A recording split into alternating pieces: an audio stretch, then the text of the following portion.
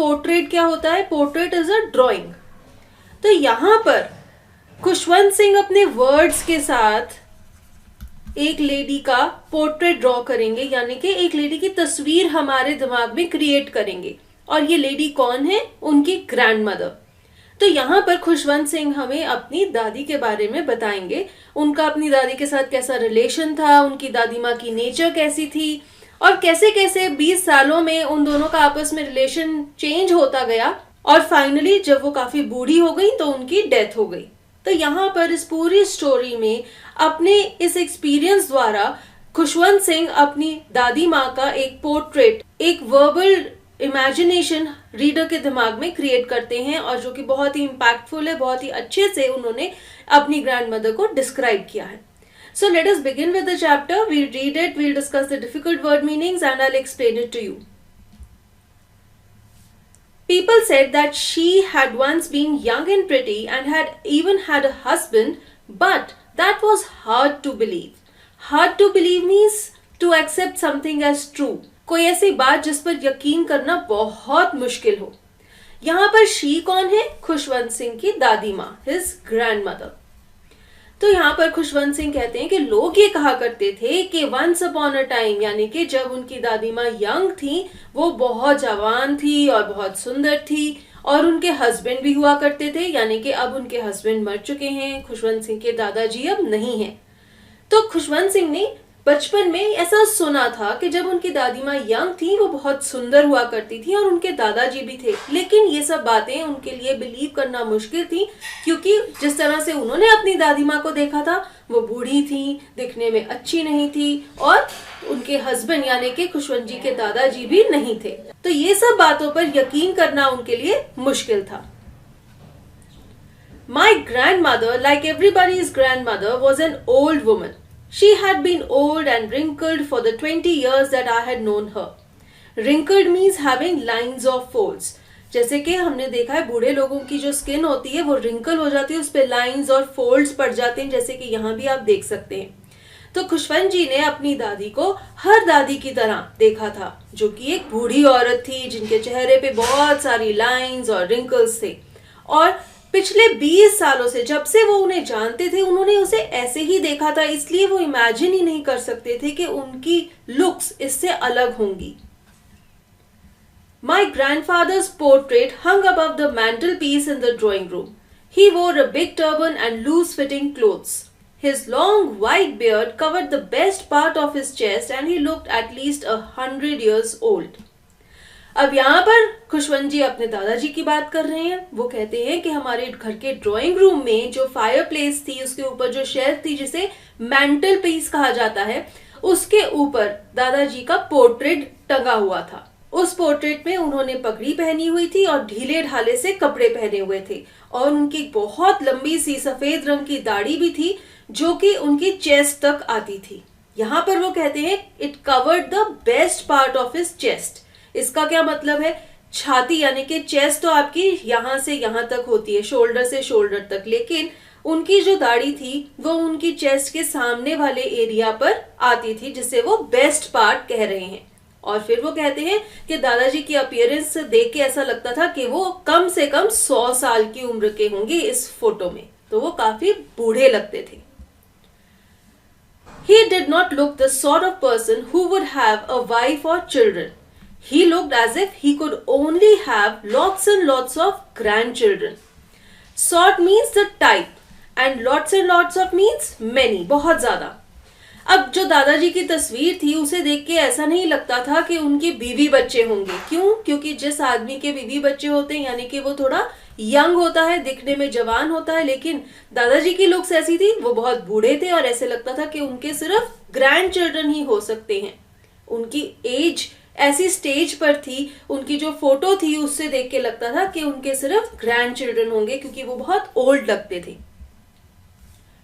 As for my grandmother being young and pretty, the thought was almost revolting. Revolting means it was very hard for the author to believe. Author को इस बात पर यकीन ही नहीं होता था कि उनकी दादी माँ कभी जवान भी थी और दिखने में सुंदर भी थी, क्योंकि 20 वर्षों से वो अपनी दादी को ऐसे ही देख रहे थे, एक बूढ़ी औरत के रूप में। She often told us of the games she used to play as a child. अब सबके साथ ऐसे ही होता है, हमारी दादा दादी अपने बचपन की कहानियां हमें सुनाते हैं। ऐसे ही उनकी दादी भी उन्हें सुनाया करती थी कि बचपन में हम ऐसे खेल खेला करते थे। लेकिन ये सब बातें उनको विश्वास करनी बहुत मुश्किल लगती थी, क्योंकि उनको इमेजिन ही नहीं कर सकते थे कि कभी उनकी दादी छोटी थी, एक बच्ची थी और वो खेलती भी थी। That seemed quite absurd and undignified on her part, and we treated it like the fables of the prophets she used to tell us. Absurd means illogical, undignified means disrespectful. Fables are fictitious stories with a moral teaching. Fables ऐसी कहानियां होती हैं जो कि हमें morals और ethics के बारे में एक लेसन देती हैं, लेकिन वो कहानियां इतनी अनरियलिस्टिक होती हैं कि उन पे विश्वास नहीं होता। प्रॉफिट इज अ सेंट, यानी कि संत महात्मा। तो यहाँ पर खुशवंत जी कहते हैं कि जब उनकी दादी माँ उन्हें ये बताती थी कि बचपन में वो खेला करती थी, शरारतें किया करती थी, तो उनकी ऐसी कहानियां अविश्वसनीय होती थी और उनको उन पर यकीन नहीं होता था। तो उन्हें ऐसा लगता था कि जैसे संत महात्मा भी हमें कोई ऐसी कहानियां सुनाते हैं जिनसे वो हमें कोई मॉरल लेसन देते हैं, पर वो कहानियां अविश्वसनीय होती हैं, ऐसे ही उनकी दादी माँ की कहानियां भी हैं, बिल्कुल इलॉजिकल है, उन पर यकीन करना बहुत मुश्किल है। She had always been short and fat and slightly bent. तो उनकी दादी माँ दिखने में कैसी थी? छोटी हाइट की थी, थोड़ी मोटी थी और आगे की तरफ झुकी हुई थी। Her face was a crisscross of wrinkles running from everywhere to everywhere. Crisscross क्या होता है? ताना बाना जिसे हम कहते हैं, वर्टिकल और हॉरिजॉन्टल लाइंस का एक पैटर्न। तो यहाँ पर राइटर ये कह रहे हैं कि उनकी दादी माँ की फेस पर इतनी सारी रिंकल्स और लाइंस थी कि ऐसे लगता था कि पूरा क्रिस क्रॉस पैटर्न बना हुआ है और हर तरफ से दूसरी तरफ लाइंस ही लाइंस है उनके चेहरे पर। No, we were certain she had always been as we had known her, old, so terribly old that she could not have grown older and had stayed at the same age for 20 years. She could never have been pretty, but she was always beautiful. Certain means sure, यानी कि पूरा यकीन होना। तो खुशवंत जी कहते हैं कि उन्हें पूरा यकीन है कि उनकी दादी माँ ऐसी ही थी, क्योंकि पिछले 20 सालों से वो उन्हें बूढ़ी औरत के रूप में देख रहे थे और वो कभी यंग हो ही नहीं सकती थी। वो कहते हैं कि समय के साथ साथ वो बूढ़ी ही होती जा रही थी और वो पिछले 20 साल से ऐसी ही थी। फिर वो कहती हैं कि मैं ये इमेजिन ही नहीं कर सकता कि वो कभी प्रिटी होंगी, लेकिन वो हमेशा बहुत ज्यादा ब्यूटीफुल थी। तो अब यहाँ पर राइटर प्रिटी और ब्यूटीफुल के बीच में क्या डिफरेंस बताना चाहते हैं? Pretty refers to your appearance, आपकी बाहरी लुक है जो, and beauty refers to your internal beauty, आपके दिल की, मन की सुंदरता। तो खुशवंत जी कहते हैं कि उनकी दादी माँ दिखने में सुंदर नहीं थी, लेकिन उनका मन बहुत सुंदर था, उनकी नेचर बहुत अच्छी थी, उनमें बहुत सारी अच्छी क्वालिटीज थी जिनकी वजह से वो बहुत ज्यादा सुंदर थी। She hobbled about the house in spotless white with one hand resting on her waist to balance her stoop and the other telling the beads of her rosary. Hobbled means to walk in an awkward way. एक अजीब से तरीके में चलना, जैसे कि जब लोग बूढ़े हो जाते हैं उनकी बॉडी में थोड़ी स्टिफनेस आ जाती है जिसकी वजह से वो प्रॉपरली चल नहीं पाते, तो उनकी चाल थोड़ी अजीब सी हो जाती है। Spotless white refers to the colour of her dress, वो सफेद रंग के कपड़े पहनती थी। जैसे कि उनके हस्बैंड की डेथ हो चुकी थी तो बहुत सारी लेडीज जो विडोज हो जाती हैं, हमारे यहाँ पर ट्रेडिशनली वो व्हाइट कलर के कपड़े पहनती हैं, ऐसे ही उनकी दादी भी थी। Stoop means to bend forward, वो अपनी बॉडी को आगे की तरफ झुका कर रखती थी। ऐसा वो इसलिए करती थी ताकि वो अपनी बॉडी का बैलेंस बना सके। Rosary is a string of beads for keeping count of the number of chants made of a religious prayer. यहाँ पर आप देख सकते हैं उनके हाथ में जो मोतियों की माला है वो इसके साथ जाप कर रही हैं। जैसे ही वो कोई मंत्र पढ़ लेती हैं तो वो एक मोती आगे चली जाती हैं। ऐसी माला को रोजरी कहा जाता है। अब यहाँ पर खुशवंत जी अपनी दादी का रूटीन बता रहे हैं। वो कह रहे हैं कि उनकी दादी माँ सफेद कपड़े पहन के पूरा दिन घर में घूमती रहती थी। वो आगे की तरफ झुक कर एक अजीब से तरीके से चलती थी और मंत्र जाप करती रहती थी। Her silver locks were scattered untidily over her pale, puckered face, and her lips constantly moved in inaudible prayer. Yes, she was beautiful. Locks here means hair, यानी कि उनके बाल. Scattered means disorganized, इधर उधर फैले हुए. Untidily means something which is not neat, उनके बाल अच्छे से कंघी नहीं किए होते थे. Inaudible means something which is not heard, कोई ऐसा साउंड जो कि क्लियरली सुनाई ना देता हो. अब यहां पर सिल्वर लॉक्स का क्या मतलब है? डोंट थिंक चांदी के बने हुए ताले. Silver here refers to the colour of her hair. जैसे कि हम कहते हैं सफेद बाल, तो इंग्लिश में इसे ग्रे या सिल्वर कहते हैं. And locks here means hair, तो उनके सिल्वर बाल यानी कि ग्रे या सफेद रंग के जो बाल थे वो इधर उधर फैले हुए होते थे, अच्छे से कंघी नहीं किए होते थे. और उनका चेहरा कैसा होता था? पेल यानी कि कलरलेस. और पकड़, पकड़ मीन्स आगे की तरफ ऐसे चोंच बनी हुई चेहरे की. जो लोग बहुत बूढ़े होते हैं, आपने कभी ध्यान से अगर किसी का फेस देखा हो, उनके चेहरे पर जो स्किन होती है वो इतनी ढीली हो जाती है और रिंकल्स और लाइंस की वजह से उनके होंठ ऐसे आगे की तरफ इकट्ठे हो जाते हैं. इस टाइप की अपीयरेंस को कहते हैं पकड़ फेस. और उनके जो लिप्स थे वो हर वक्त मूव करते रहते थे क्योंकि वो प्रे करती रहती थी. तो जो भी वो मन में बोलती थी, जो प्रेयर वो करती थी, वो इनऑडिबल हुआ करती थी, यानी कि किसी को सुनाई नहीं देता था कि वो क्या बोल रही हैं, लेकिन ऐसे लगता था कि वो मुंह में कुछ बड़बड़ा रही हैं, कोई मंत्र जाप कर रही हैं. और फिर राइटर ये कहते हैं कि हाँ, मेरी दादी माँ बहुत सुंदर थी क्योंकि वो दिल की बहुत अच्छी थी. She was like the winter landscape in the mountains, an expanse of pure white serenity, breathing peace and contentment. Serenity means the state of being peaceful and calm. शांत होना, एक शांत स्वभाव होना. अब यहाँ पर राइटर ये बता रहे हैं कि उनकी दादी माँ सुंदर क्यों थी. वो कहते हैं कि जैसे अगर आप कभी पहाड़ों पर जाओ सर्दियों के मौसम में, वहां पर बर्फ ही बर्फ होती है, चारों तरफ बर्फ होती है, यानी कि एकदम व्हाइट कलर की सीनरी देखने को मिलती है. उसे देखकर आपको एक बहुत ही शांति का एहसास होता है. तो वो कहते हैं कि उनकी दादी माँ भी ऐसी ही थी, इस व्हाइट कलर की सीनरी जैसी थी. एकदम शांत स्वभाव था उनका और उनकी नेचर बहुत ही सेटिस्फाइड थी. तो उन्हें देखकर दूसरे इंसान को बहुत शांति मिलती थी. My grandmother and I were good friends. My parents left me with her when they went to live in the city and we were constantly together. She used to wake me up in the morning and get me ready for school. Constantly means regularly, हर वक्त. तो यहाँ पर अब writer और उनकी दादी माँ का रिलेशन शुरू हो जाता है. जब वो छोटे थे, वो और उनकी दादी माँ बहुत अच्छे दोस्त थे क्योंकि उनके पेरेंट्स शहर चले गए थे और राइटर को उनकी दादी के पास छोड़ गए थे. तो उनकी दादी माँ हर सुबह उन्हें उठाती थी, स्कूल के लिए तैयार करती थी. She said her morning prayer in a monotonous sing-song while she bathed and dressed me in the hope that I would listen and get to know it by heart. I listened because I loved her voice but never bothered to learn it. Monotonous means dull and boring. एक ऐसी monotone जो कि बहुत ही डल लगती है और आपका interest नहीं होता उसे सुनने में. Bothered means to be concerned, किसी की चिंता करना, किसी चीज की बारे में फिक्र करना. राइटर ये कहते हैं कि जब उनकी दादी माँ सुबह के वक्त उन्हें नहलाती थी और तैयार करती थी तो वो अपने मुंह में अपनी प्रेयर भी बोलती रहती थी और उन्हें ये आशा थी कि राइटर भी प्रेयर सुनकर उसे सुनेंगे, सीखेंगे और फिर वो भी प्रे करना शुरू कर देंगे. लेकिन राइटर कहते हैं कि मैं उनकी आवाज पसंद करता था, इसलिए मैं उनकी प्रेयर सुनता था, लेकिन मैंने कभी भी उसे सीखने की चाहत नहीं दिखाई, ना ही कोशिश की, क्योंकि मैं उसे सीखना नहीं चाहता था. जैसे कि छोटे बच्चे होते हैं, उनका प्रे करने में बिल्कुल भी इंटरेस्ट नहीं होता, तो राइटर भी ऐसे ही थे.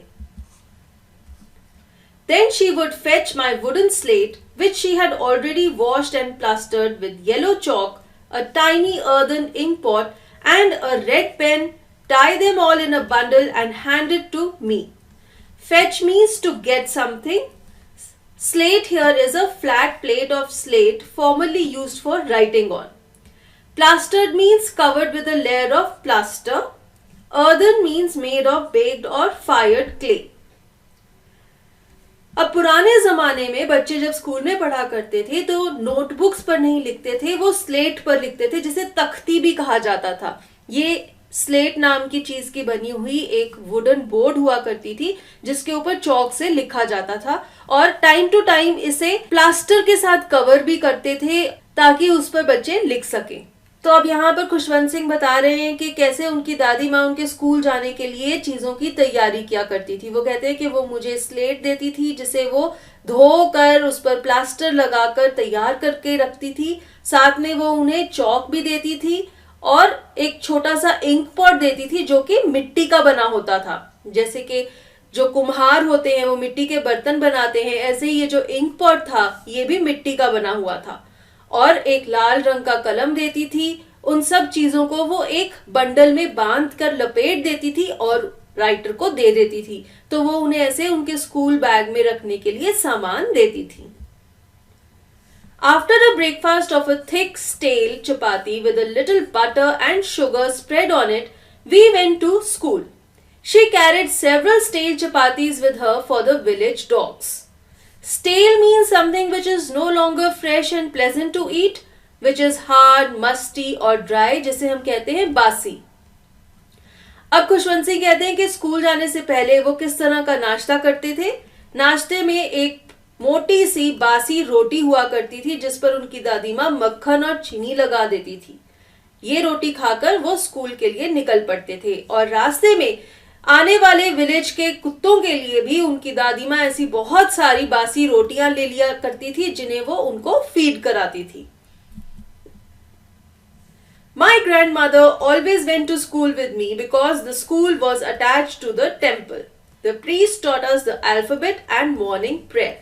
अब ओल्डन टाइम्स में अलग से स्कूल्स नहीं हुआ करते थे।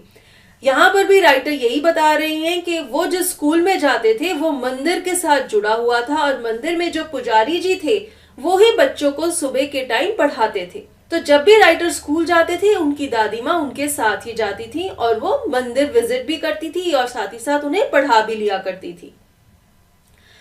तो वहां पर जो पुजारी जी थे वो बच्चों को अल्फाबेट्स भी सिखाते थे और सुबह की प्रेयर भी कराते थे। तो आप देख सकते हैं किस तरह की एजुकेशन थी उन टाइम्स में। बच्चों को पढ़ाया भी जाता था और साथ ही साथ उन्हें प्रे करना, भगवान की तरफ ध्यान लगाना भी सिखाया जाता था। While the children sat in rows on either side of the veranda singing the alphabet or the prayers in a chorus, my grandmother sat inside reading the scriptures. Veranda means courtyard, कमरे के बाहर जो covered area होता है। Scriptures means the sacred writings of a religion, कोई भी जो धार्मिक किताबें होती हैं। तो जब सारे बच्चे वरांडा में बैठकर या तो अल्फाबेट पढ़ रहे होते थे यानी कि पढ़ाई कर रहे होते थे या फिर प्रेयर कर रहे होते थे, उस वक्त उनकी दादी माँ उनका इंतजार कर रही होती थी। वो मंदिर में बैठकर धार्मिक किताबें पढ़ती थी। When we had both finished, we would walk back together. This time the village dogs would meet us at the temple door. अब जब राइटर की पढ़ाई खत्म हो जाती थी, दादी माँ भी अपनी धार्मिक किताब को बंद कर देती थी और दोनों वापस घर की तरफ चल पड़ते थे। रास्ते में जब वो मंदिर के दरवाजे से निकलते थे तो वहां पर ही उन्हें कुत्ते भी मिलते थे जिन्हें उनकी दादी माँ खाने को रोटी दिया करती थी। They followed us to our home, growling and fighting with each other for the chapatis we threw to them. Growling means making a low guttural sound in the throat.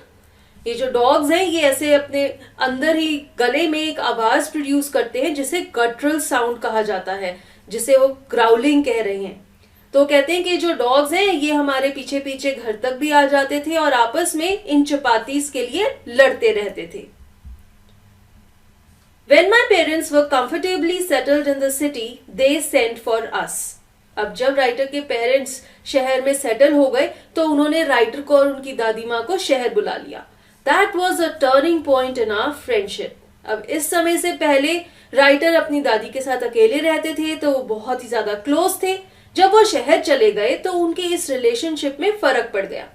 Although we shared the same room, my grandmother no longer came to school with me. I used to go to an English school in a motor bus. अभी भी वो दोनों एक ही कमरे में रहते थे लेकिन अब उनकी दादी माँ उन्हें स्कूल नहीं लेकर जाती थी। अब वो एक इंग्लिश मीडियम स्कूल में पढ़ते थे और वो बस द्वारा स्कूल जाया करते थे। तो अब दोनों की कंपेनियनशिप कम हो गई। There were no dogs in the streets and she took to feeding sparrows in the courtyard of our city house. अब ना तो उनकी दादी माँ उन्हें स्कूल लेकर जाती थी, ना वापस आते हुए गली में उन्हें डॉग्स मिलते थे जिन्हें वो रोटी खाने को देती। तो अब उनकी दादी माँ क्या करती थी, वो अपने फ्री टाइम में उनके घर के वरांडा में जो स्पैरोज आया करती थी उन्हें दाना डालती थी। As the years rolled by, we saw less of each other. For some time, she continued to wake me up and get me ready for school. Years rolled by means as the time passed. जैसे जैसे time बीतता गया, दोनों भी जो closeness है वो कम होती गई। राइटर अपने स्कूल में अपनी लाइफ में बिजी हो गए और उनकी दादी माँ जैसे कि फ्री थी तो वो कुछ और काम करने लग गई। शुरू में तो वो उन्हें उठाती थी, स्कूल के लिए तैयार भी करती थी। When I came back, she would ask me what the teacher had taught me. I would tell her English words and little things of Western science and learning, the law of gravity, Archimedes principle, the world being round, etc. फिर वो कहते हैं कि शुरू में जब मैं school से वापस आया करता था तो दादी माँ ये भी पूछती थी कि आज तुमने क्या पढ़ाई की, और मैं उन्हें बताता था कि मैंने इंग्लिश के नए वर्ड सीखे, मैंने साइंस में नई नई चीजें सीखी, वगैरह वगैरह। तो ऐसे शुरुआत में दोनों आपस में इंटरैक्ट करते थे। This made her unhappy. अब उनकी दादी माँ ये बातें सुनकर खुश नहीं थी। उन्हें ये नहीं अच्छा लगता था कि उन्हें स्कूल में सिर्फ इंग्लिश लैंग्वेज और साइंस के बारे में पढ़ाया जाता है। She could not help me with my lessons. ना तो वो राइटर को उनकी पढ़ाई में मदद कर पा रही थी, and she did not believe in the things they taught at the English school and was distressed that there was no teaching about God and scriptures. Distressed means suffer from extremely sorrow, anxiety और pain. अब writer की दादी माँ बहुत ज्यादा दुखी होती थी। उन्हें नहीं पसंद था कि जो इंग्लिश मीडियम स्कूल है यहाँ पर सिर्फ लैंग्वेजेस, साइंस के बारे में पढ़ाया जा रहा है, लेकिन बच्चों को भगवान के बारे में, धर्म के बारे में, धार्मिक किताबों के बारे में कुछ भी नॉलेज नहीं दी जा रही। इसलिए वो बहुत दुखी रहती थी और उन्हें ये एजुकेशन सिस्टम पसंद नहीं था। One day I announced that we were being given music lessons. She was very disturbed. To her, music had lewd associations. It was the monopoly of harlots and beggars and not meant for gentlefolk. Lewd associations means something which is indecent or obscene. कोई चीज जिसे अच्छा ना माना जाए। And gentle folk means people of noble birth, ऐसे लोग जो कि अच्छे परिवार को बिलोंग करते हैं। अब जब राइटर ने अपनी दादी को बताया कि उन्हें स्कूल में म्यूजिक भी सिखाया जा रहा है, वो बहुत परेशान हो गई, क्योंकि उनके हिसाब से म्यूजिक सीखना एक अच्छी बात नहीं थी। अच्छे घरों के लोग म्यूजिक नहीं सीखते थे, ये काम तो भिखारियों का और गरीब लोगों का था जो कि गाना गा के भीख मांगते हैं या जिन लोगों को अच्छा नहीं माना जाता। अब आप सब बच्चे इस बात के साथ एसोसिएट नहीं कर पाएंगे, क्योंकि आजकल तो इंडियन आइडल और कितने सारे म्यूजिक टैलेंट वाले कॉम्पिटिशन्स में बच्चे जाते हैं और म्यूजिक एक बहुत ही अच्छा प्रोफेशन माना जाता है। ये बात बहुत पुराने टाइम्स की है और बहुत पुराने टाइम्स में लोग ऐसा मानते थे। She said nothing but her silence meant disapproval. She rarely talked to me after that. अब जब उनकी दादी को ये पता चला कि वो म्यूजिक भी सीख रहे हैं, वो बहुत ज्यादा दुखी थी, लेकिन उन्होंने कुछ भी नहीं कहा। वो चुप रह गई और उनकी चुप्पी में ही उनकी नापसंदी, डिसअप्रूवल, यानी कि जब आप किसी चीज को अप्रूव नहीं करते, उनके साइलेंस से ही ये पता चल रहा था कि वो नाखुश हैं। और उसके बाद राइटर कहते हैं कि उनका बातचीत करना बहुत कम हो गया। उनकी दादी माँ उनसे कभी कभी ही बात किया करती थी। When I went up to university, I was given a room of my own. The common link of friendship was snapped. Snapped means to break suddenly and completely. जब राइटर यूनिवर्सिटी में गए, उनका एक अपना ही कमरा था। वो यूनिवर्सिटी के हॉस्टल में रहते थे, यानी कि अब वो घर पर नहीं रहते थे। और उसके बाद से तो उनका और उनकी दादी जी का रिलेशन समझो कि बिल्कुल ही खत्म हो गया। My grandmother accepted her seclusion with resignation. Seclusion means the state of being private and away from people, अकेलापन. Resignation means she accepted a lonely life and she accepted the separation from her grandson without any objection. दादी माँ ने ये समझ लिया था कि अब उन्हें अकेले ही रहना पड़ेगा। उनकी जो एक इकलौती कंपनी थी राइटर, अब हॉस्टल में चले गए थे यूनिवर्सिटी में पढ़ने के लिए।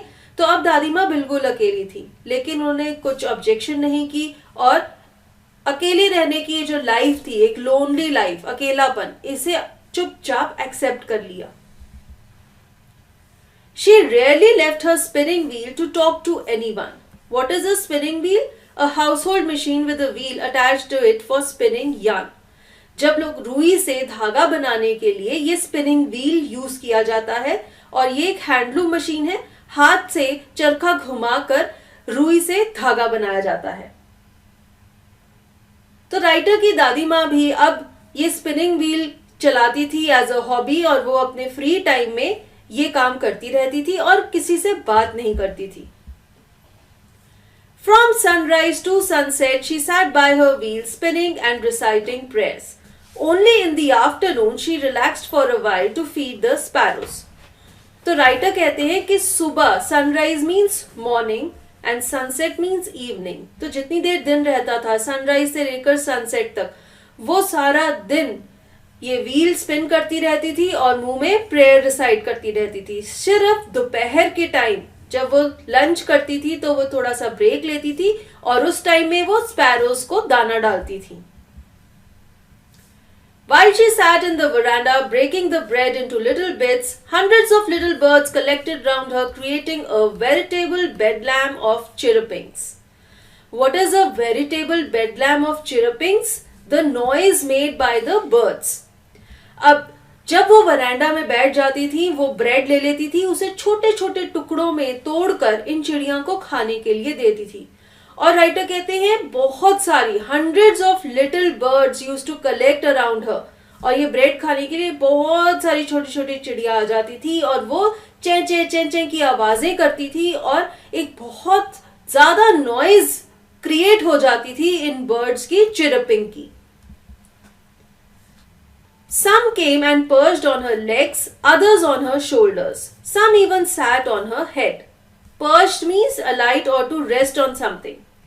अब कई चिड़िया तो आकर उनकी टांगों पर बैठ जाती थी, कोई उनके शोल्डर्स पर बैठ जाती थी, कई चिड़िया तो उनके सिर पर भी बैठ जाती थी। तो दादी माँ के आसपास, उनके ऊपर हर तरफ बर्ड्स ही बर्ड्स होती थी। She smiled but never shooed them away. It used to be the happiest half hour of the day for her. Shooed means to make a person or animal go away by shouting or saying shoo. अब उनकी दादी माँ इतनी खुश होती थी, वो कभी भी किसी चिड़िया को भगाती नहीं थी, उन्हें हटाती नहीं थी, बल्कि उन्हें अच्छा लगता था कि उनके आसपास, उनके ऊपर इतनी सारी चिड़िया बैठी होती हैं, और वो ये जो हाफ एन आवर का ड्यूरेशन है जब वो इन बर्ड्स को ब्रेड खिलाती थी, ये उनके पूरे दिन का सबसे अच्छा टाइम था, क्योंकि उन्हें कंपनी मिलती थी। चाहे ये बर्ड्स की ही कंपनी है, लेकिन वो अकेली रहती थी, तो इसलिए वो इस कंपनी को भी बहुत ज्यादा एंजॉय करती थी। वो कभी भी किसी बर्ड को भगाती नहीं थी और खुश रहती थी। When I decided to go abroad for further studies, I was sure my grandmother would be upset. I would be away for 5 years and at her age one could never tell. Writer ने university complete करने के बाद आगे पढ़ाई करने के लिए foreign जाने का फैसला किया, और उन्हें पता था कि इस फैसले से उनकी दादी माँ खुश नहीं होंगी। वो पूरे 5 साल के लिए फॉरेन जा रहे थे, और फिर वो कहते हैं कि उनकी दादी माँ की जो एज थी बहुत ज्यादा ओल्ड थी। And one could never tell means हम ये नहीं कह सकते थे कि जब वो 5 साल बाद वापस आएंगे तो वो अपनी दादी माँ को मिलेंगे भी या नहीं, यानी कि हो सकता है इस ड्यूरेशन में उनकी दादी की डेथ हो जाए क्योंकि वो बहुत ज्यादा बूढ़ी थी। But my grandmother could. She was not even sentimental. She came to leave me at the railway station but did not talk or show any emotion. Sentimental is a feeling of nostalgia, sadness or tenderness, and emotional feeling. जब आप किसी के लिए emotional feel करते हैं, that is called to be sentimental. Writer ये कहते हैं कि हमें ये अंदाजा नहीं था कि उनकी दादी माँ अभी कितनी देर जिएंगी, लेकिन उनकी दादी माँ को पता था, इसलिए उन्हें पता था कि अभी वो और टाइम जिएंगी। इसलिए जब वो उन्हें रेलवे स्टेशन पर बाय बाय करने के लिए गईं, तो वो बिल्कुल भी सेंटिमेंटल नहीं थी, बिल्कुल भी दुखी नहीं थी। वो बहुत ही शांत थी और बड़े आराम से उन्होंने राइटर को बाय किया। उन्होंने बिल्कुल भी दुख प्रकट नहीं किया। Her lips moved in prayer. Her mind was lost in prayer. Her fingers were busy telling the beads of her rosary. Beads of her rosary का मतलब है उनकी जो माला थी जिसपे वो मंत्र जाप करती थी उसके छोटे छोटे मोती। राइटर ये कहते हैं कि जब उनकी दादी माँ उन्हें रेलवे स्टेशन पर सी ऑफ करने आई तो वो सिर्फ प्रे कर रही थी। उनके होंठ भी प्रे करने में मूव कर रहे थे, उनका दिमाग भी प्रेयर में लगा हुआ था और साथ ही साथ उनकी जो माला थी उसके मोती वो गिन रही थी और उन्हें आगे आगे शिफ्ट कर रही थी। तो उनकी दादी माँ सिर्फ एक ही काम कर रही थी, वो क्या था? वो प्रे कर रही थी। Silently she kissed my forehead, and when I left I cherished the moist imprint as perhaps the last sign of physical contact between us. Cherished means to hold something dear, कोई चीज जो आपके दिल के बहुत क्लोज हो। Moist means wet, गीलापन। Imprint means the impression or stamp of something, किसी चीज की छाप। राइटर कहते हैं कि जब वो जा रहे थे शांति से सिर्फ उनकी दादी माँ ने एक काम किया, वो क्या था? उन्होंने उनके माथे पर किस की। और राइटर कहते हैं कि जब किस करने के बाद उनके फोरहेड पे थोड़ा गीलापन था जो उनकी किस का, सलाइवा का, वो जो फीलिंग थी, वो जो इम्प्रेशन था उनकी किस का, वो राइटर के दिल के बहुत क्लोज है और वो इस फीलिंग को हर वक्त महसूस करते रहते हैं क्योंकि वो कहते हैं कि वो जो फिजिकल कांटेक्ट था जब उनकी दादी माँ ने उनके फोरहेड पर किस की, वो उन दोनों का लास्ट फिजिकल कांटेक्ट था। और उन्हें ऐसा लग रहा था कि जब उनकी दादी माँ ने उनके फोरहेड पे किस की तो पता नहीं जब वो वापस आएंगे वो अपनी दादी को मिलेंगे कि नहीं। तो उनके लिए ये बहुत ही डियर था, ये उनकी दादी माँ का लास्ट टच था जो कि उन्होंने उन्हें दिया। तो कई बार कैसा होता है कि जब जो बड़े होते हैं, जो हमें बहुत ज्यादा प्यार करते हैं, जब वो हमें हल्का सा भी छू देते हैं, उनके उस टच में बहुत वार्मथ होती है, बहुत अफेक्शन होती है और वो कहीं और नहीं मिलती, वो हमारे दिल के बहुत क्लोज होती है। और राइटर को भी ऐसे ही लगा। But that was not so. After 5 years I came back home and was met by her at the station. She did not look a day older. She still had no time for words, and while she clasped me in her arms, I could hear her reciting her prayers. Clasp means कस के पकड़ लेना, to hold tightly. Writer कहते हैं कि जब मैं जा रहा था और मेरी दादी माँ ने मेरे फोरहेड पर मुझे किस किया तो मुझे ऐसे लग रहा था कि शायद मैं वापस आऊंगा तो उन्हें नहीं मिल पाऊंगा, हो सकता है वो मर ना जाएं, इसलिए उनके दिल में ये डर था। लेकिन वो कहते हैं कि ऐसा कुछ भी नहीं हुआ। जब 5 साल बाद मैं वापस आया तो मैं उन्हें रेलवे स्टेशन पर मिला, वो बिल्कुल सही सलामत थी, वो बिल्कुल भी बूढ़ी नहीं लग रही थी, वैसे ही लग रही थी जैसे कि तब थी जब वो पढ़ने के लिए गए थे। फिर वो कहते हैं कि दादी माँ ने कोई भी बातचीत नहीं की, उन्होंने सिर्फ राइटर को कस के पकड़ लिया, वो इतनी ज्यादा खुश थी और तब भी वो अपनी प्रेयर्स रिसाइट कर रही थी, तब भी वो प्रे कर रही थी। Even on the first day of my arrival, her happiest moments were with her sparrows, whom she fed longer, and with frivolous rebukes. Frivolous rebukes means light-hearted scoldings. तो राइटर ये कह रहे हैं कि दादी माँ का शेड्यूल सेम था। अभी भी वो क्या करती थी, वो आधे घंटे के लिए घर में जितनी भी स्पैरोज थी उन्हें खाने को ब्रेड दिया करती थी। तो कहते हैं कि जब मैं वापस आया तो पहले ही दिन मैंने क्या देखा कि दादी माँ फिर से ब्रेड के टुकड़े तोड़ तोड़ कर बर्ड्स को, स्पैरोज को खाने के लिए दे रही हैं और हल्का हल्का सा उन्हें डांट रही हैं। यानी कि जैसे कोई चिड़िया आकर उनके कंधे पर बैठ गई, वो फड़फड़ा रही है अपने पंखों को, तो दादी माँ ने बड़े प्यार से उसे डांट दिया और उसे कहा चलो जाओ यहाँ से। यानी कि ऐसे प्यार से जब हम छोटे बच्चों को भी डांटते हैं और उन्हें हम प्यार भी करते हैं और साथ ही साथ डांटते भी हैं, ऐसे ही दादी माँ उन चिड़ियाओं के साथ बिहेव करती थी। In the evening a change came over her. She did not pray. She collected the women of the neighborhood, got an old drum and started to sing. Drum क्या है यहाँ पर? ढोल, जिसे हम दोनों साइड से बजाते हैं, जिसे ढोलकी भी कहा जाता है। अब उसी दिन शाम के वक्त दादी माँ की बिहेवियर में एक चेंज आया। अब वो प्रे नहीं कर रही थी, अचानक से उन्होंने क्या किया, उन्होंने आसपास की पड़ोस की सारी वुमेन को इकट्ठा कर लिया, एक ढोल मंगाया और उसे जोर जोर से बजाने लगी और साथ में गाने लग गई। तो एक बहुत ही ड्रास्टिक चेंज था दादी माँ में। अब वो प्रे नहीं कर रही थी, उनका शांत स्वभाव नहीं था, वो एक ढोलकी बजाने लग गई और जोर जोर से गाने लग गई। For several hours, she thumped the sagging skins of the dilapidated drum and sang of the homecoming of warriors. Thumped means to hit something. Sagging means sinking downwards, अंदर की तरफ धकेले जाना. Dilapidated means old and worn out, फटा पुराना सा. अब उनकी दादी माँ क्या कर रही थी? बहुत घंटों तक वो इस ढोल को बजाती गई, जोर जोर से उसको पीटती गई। तो ये जो ढोल था ये बहुत ही पुराना था, वोन आउट था, तो वो ये ढोल को बजा रही थी जोर जोर से और साथ साथ वॉरियर्स यानी कि जितने भी ब्रेव लोग हैं उनकी वीरता के गाने गा रही थी, उनकी प्रशंसा कर रही थी। We had to persuade her to stop to avoid overstraining. Persuade means to request someone. Overstraining means to overdo something. अब राइटर और उनकी फैमिली यानी उनके पेरेंट्स उनकी दादी माँ को रिक्वेस्ट कर रहे थे कि अब आप ये ढोल बजाना बंद कर दो, इतनी जोर जोर से गाने गाना बंद कर दो, क्योंकि आप थक जाओगे। ऑब्वियसली वो इतनी ओल्ड है, अगर वो एक्सर्ट करेंगी तो वो थक जाएंगी। That was the first time since I had known her that she did not pray. Writer कहते हैं कि जब से मैं अपनी दादी को जानता था पहली बार मैंने ऐसा देखा कि वो पूजा नहीं कर रही, उसके अलावा कोई और काम कर रही हैं। और ये चीज बहुत ज्यादा अजीब है क्योंकि इतने सालों में आज पहली बार उनकी दादी माँ प्रे करने के अलावा कोई और काम कर रही हैं। The next morning she was taken ill. अगली सुबह उनकी दादी बीमार हो गई। तो वो जो उनका स्ट्रेंज बिहेवियर था वो इंडिकेशन था किसी चीज का। It was a mild fever and the doctor told us that it would go.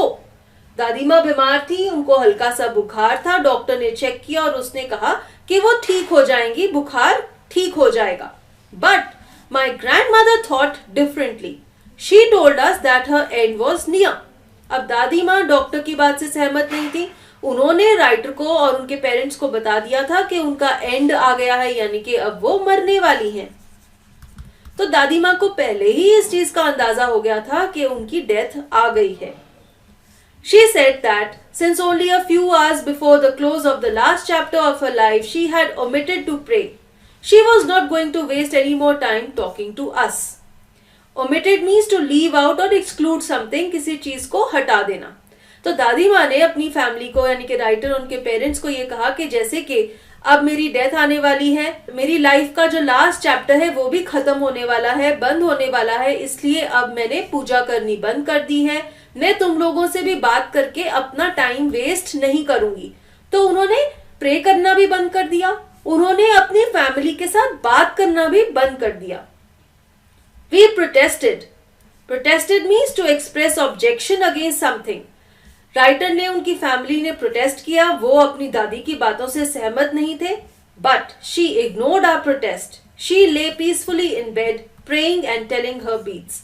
दादी ने उनके प्रोटेस्ट को इग्नोर कर दिया, चाहे वो लोग कुछ भी कह रहे थे, वो एडमेंट थी, उन्हें पता था कि अब वो मरने वाली हैं। उन्होंने उन लोगों के साथ बात करके अपना समय बर्बाद नहीं किया, वो शांति से बेड में लेटी हुई थी, प्रे करती रही और अपनी माला का जाप करती रही। Even before we could suspect, her lips stopped moving and the rosary fell from her lifeless fingers. अभी इन सबको तो पता भी नहीं चला, लेकिन अचानक से क्या हुआ, दादी माँ के लिप्स रुक गए, वो पूजा करनी रुक गई और ये जो माला है इनके हाथ से गिरकर नीचे गिर गई। उनके हाथ की फिंगर्स लाइफलेस थी, यानी कि उनमें अब जान नहीं थी, वो मर चुकी थी। A peaceful pallor spread on her face and we knew that she was dead. Pallor means an unhealthy pale appearance. उनका जो चेहरा था बहुत शांत था और बहुत ही पीला था, कमजोर था, उस पर पीलापन छाया हुआ था और सबको उनका चेहरा देखकर ये पता लग गया कि अब वो मर गई हैं। We lifted her off the bed and as is customary laid her on the ground and covered her with a red shroud. Customary means something which is traditional, एक चीज जिसे रिवाज की तरह किया जाता है। Red shroud means a red colored piece of cloth used to wrap a dead person. कोई भी डेड पर्सन होता है उसे एक श्राउड यानी कि कपड़े के साथ ढक दिया जाता है। तो जैसे कि कस्टम है, राइटर के यहाँ रिवाज है, उन्होंने दादी माँ को बेड से उतार कर नीचे जमीन पर लिटा दिया और उन्हें एक लाल रंग के कपड़े से ढक दिया. After a few hours of mourning, we left her alone to make arrangements for her funeral. Mourning means दुख प्रकट करना and funeral means उस डेड बॉडी को जलाना. तो सब लोगों ने दुख प्रकट किया, उनकी दादी माँ मर गई थी और फिर वो लोग उनके फ्यूनरल के अरेंजमेंट्स करने के लिए चले गए. In the evening, we went to her room with a crude stretcher to take her to be cremated. Crude means something which is made roughly, and cremated means to dispose of or to burn a body after it is dead. अब शाम के समय वो लोग फिर से दादी माँ के कमरे में गए जहां पर उनकी बॉडी पड़ी हुई थी. उन्होंने एक घर में ही बना हुआ स्ट्रेचर उठाया, उस पर उनको रखा और उन्हें क्रिमेशन के लिए ले गए. The sun was setting and had lit her room and veranda with a blaze of golden light. Blaze is a very large burning fire. यहाँ पर blaze का क्या मतलब है? बहुत ही strong और bright light. तो कहते हैं कि जब सूर्यास्त हो रहा था, तो जो सन जब सेट हो रहा होता है, कभी कभी उसकी जो लाइट है वो बहुत ज्यादा ब्राइट और स्ट्रांग होती है. तो वो जो लाइट थी वो दादी माँ के कमरे में फैली हुई थी और जो वरांडा था वहां पर भी गोल्डन कलर की ब्राइट सनलाइट दिख रही थी. We stopped halfway in the courtyard, all over the veranda, in her room, right up to where she lay dead and stiff, wrapped in the red shroud. Thousands of sparrows had scattered on the floor. अब writer और उनकी family वरांडा में रुक गए. उन्होंने क्या देखा? पूरे वरांडा में और दादी माँ के कमरे में जहां पर वो लेटी हुई थी, मरी हुई, स्टिफ यानी कि उनकी डेड बॉडी पड़ी हुई थी जो कि लाल कपड़े में ढकी हुई थी. तो उस पूरे एरिया में फर्श पे क्या था? बहुत सारे स्पैरोज बैठे हुए थे. ये वही स्पैरोज थे जिन्हें दादी माँ दाना खिलाया करती थी, ब्रेड के टुकड़े खिलाया करती थी. तो राइटर और उनकी फैमिली ने क्या देखा? जब वो अपनी दादी माँ की बॉडी को क्रिमेशन के लिए ले जाने के लिए आए तो उन्होंने क्या देखा? सारे के सारे वरांडा में और उनके कमरे में जहां पर उनकी डेड बॉडी लाल रंग के कपड़े से ढकी हुई पड़ी हुई थी, वहां पर हजारों स्पैरोज फर्श पर बैठे हुए थे. वो दादी माँ के आसपास बैठे हुए थे. वो ये देख रहे थे कि उन्हें खाना देने वाली कैसे फर्श पर लेटी हुई है और उन्हें खाना नहीं खिला रही. तो आप यहाँ से देख सकते हैं कि ये जो जानवर हैं, स्पैरोज हैं, चिड़िया, इन्होंने भी दादी माँ के साथ कितना रिलेशनशिप फॉर्म कर लिया है. इनके बीच में कितना गहरा प्यार का संबंध बन गया है कि आज अगर दादी माँ उन्हें खाना खिला नहीं रही हैं और वो फर्श पर उनकी डेड बॉडी पड़ी है, तो ये सेंसिटिविटी इन बर्ड्स को भी है. उन्हें भी पता चल रहा है कि अब वो मर गई हैं. There was no chirruping. We felt sorry for the birds and my mother fetched some bread for them. अब ये चिड़िया आवाज नहीं कर रही थी, ना ही ये दादी माँ के ऊपर बैठ रही थी. तो इन्हें भी इस चीज का एहसास था कि वो मरी हुई हैं. ये देखकर इन सबको बहुत दुख हुआ. राइटर को बहुत दुख हुआ, उनके पेरेंट्स को बहुत दुख हुआ. उनकी मदर ब्रेड ले आई और उन्होंने वो ब्रेड के छोटे छोटे टुकड़े करके चिड़िया को खाने के लिए दिया, क्योंकि उन्हें लगा हो सकता है ये स्पैरोज खाने के लिए आई हैं. लेकिन ऐसा नहीं हुआ. She broke it into little crumbs the way my grandmother used to and threw it to them. अब राइटर की मदर ने भी दादी माँ की तरह ही किया. उन्होंने ब्रेड के छोटे छोटे टुकड़े किए और ये टुकड़े चिड़िया की तरफ फेंक दिए ताकि वो इन्हें खा ले. लेकिन the sparrows took no notice of the bread. Sparrows ने ब्रेड की तरफ देखा भी नहीं. वो ब्रेड खाने के लिए नहीं आए थे. वो दुख प्रकट कर रहे थे कि उन्हें खिलाने वाली वो दादी माँ मर गई हैं. तो उन्हें भी इस चीज का एहसास हो रहा था कि वो मर गई हैं. When we carried my grandmother's corpse off, they flew away quietly. Next morning, the sweeper swept the breadcrumbs into the dustbin. Corpse means the dead body. Writer कहते हैं कि जब हमने दादी माँ की डेड बॉडी को उठा दिया तो ये बर्ड्स भी, ये स्पैरोज भी उड़कर वापस चले गए. उन्होंने ब्रेड बिल्कुल भी नहीं खाई और अगली सुबह सफाई करने वाले ने सारी ब्रेड क्रम्स को उठाया और उन्हें कूड़े में गिर दिया. तो यहाँ पर इस स्टोरी से या इस कंक्लूजन से राइटर हमें क्या बताना चाह रहे हैं